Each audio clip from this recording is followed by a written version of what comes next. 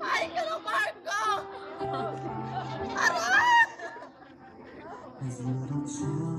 My friend, nag-aano ka nga da? Kanina ka pa kaya nga da? Bila ka na problema, friend. Dili ka na kumaka-eskwelahan college, eh. Wala matrabaho na nanay ng tatay. Ano mataki mo? Ay! May daya na program in Department of Education and Alternative Learning System and ALS. Pwede maka-eskwela ang mga out-of-school youth na parsain. Promise. Friend, buligi ka na ko ito, friend. Picture it ng Becky. Bored. Correct. Umaupit ka, boss. Go. Go. Oo. Salamat talaga sa iyo.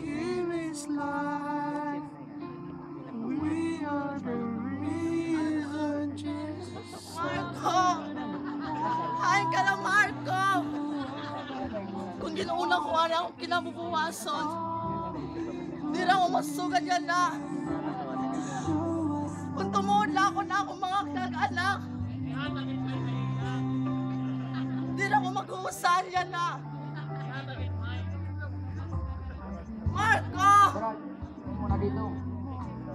Pero aanhin na ako niya na. Ipapadayong ko ini. Tungod na natuwa ko ang Ginoo. Ginoo, buligi ako. Natuwa ko haimo. Pasensya na po di kayo, hindi na ako nainom kayo. Baga nagkamayada ng conversion na naman kasing-kasing. Nayagat kayo ng ginawa Give this life. We are the reason he suffered and died. To a world that was lost, he gave all he could to show us the reason to live. We are the reason that he gave his life. We are the reason that he suffered and died. We all live for a purpose. We all live for a reason. Just like Jesus Christ, he died for a reason. He died in order for us to live. And his death was the ultimate expression of love. Ang ating buhay ay hiniram lamang mula sa Panginoon. Pinahiram niya ito sa atin, hindi para sayangin, kundi para linangin at malagay sa kabutihan. Habang bata ka, bata ako, bata tayo.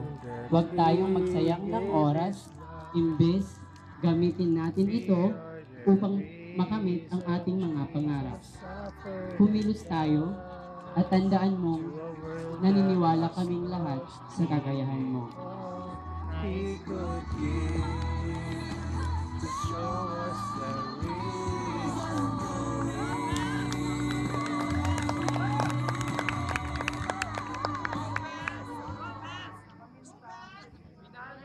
We are the Group 11 and we are the Team Pagkaurusa.